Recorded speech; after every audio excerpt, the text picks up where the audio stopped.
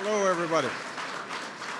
Good afternoon, and welcome on behalf of Michelle and myself. We are thrilled to have you at the White House.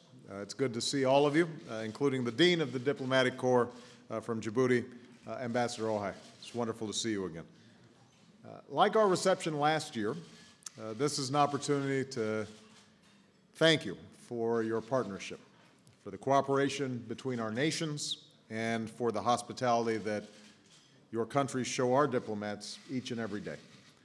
As ambassadors, I know you all have a very difficult job. You have to understand the complexities of other cultures and countries, unlike diplomats of a century ago who, for example, there was a diplomat who, when planning an international ceremony, invited Switzerland to send its navy.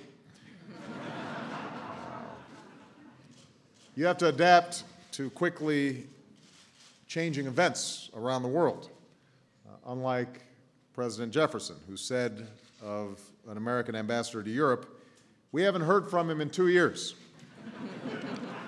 If we don't hear from him next year, I'll have to write him a letter."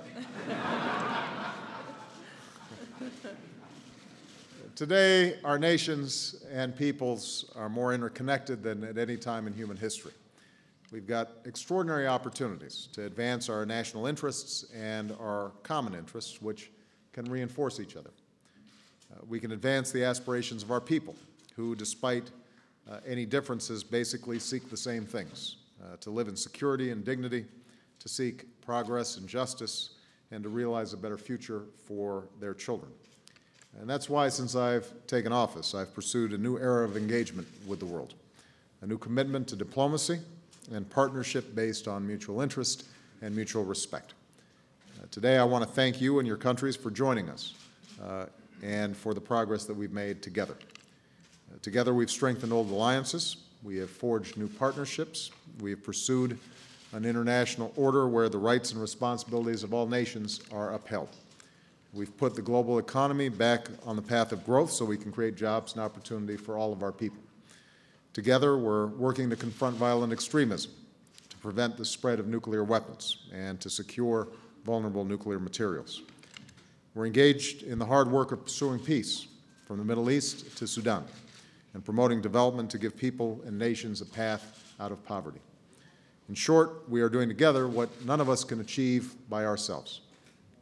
But, as I've said in my visits around the world, building the future we seek cannot be the work of governments and diplomats alone. It must also be the work of our societies and our people. That's why we're expanding partnerships and exchanges between our business leaders and entrepreneurs, students and scientists, civil society, and faith communities. And it's why I am so pleased that many of you are embracing the opportunity to experience America beyond Washington, visiting cities and towns across our country, like Atlanta next week, just like I understand that you visited my hometown of Chicago. I understand that you took in the incredible architecture, the culture, the people, even our world-famous Chicago-style hot dogs. They are hard to resist. I noticed, though, that you did not go in January to experience our wonderful January weather in Chicago.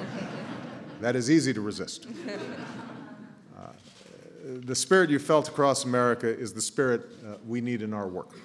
The idea that no matter where you come from or who you are, we can come together and work together.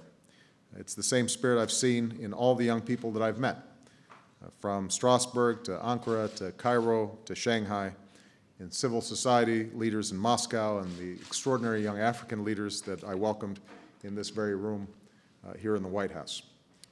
One of them, a young woman, stood up and looked at me and asked just how committed the United States is to this new era of partnership. I want to conclude by telling you exactly what I told her. I said, yes, as President of the United States, my first responsibility is to look out for the people and interests of the United States, and I always will. But I also said, America wants all of you to succeed as well, whether it's in Africa, or in Latin America, in Europe, or in Asia. Because when your nations and people succeed and prosper, it's not only in your interests, it's in America's interests. And that's why our commitment to this new era of engagement will remain a cornerstone of my foreign policy. So in that spirit, Michelle and I are honored to welcome all of you.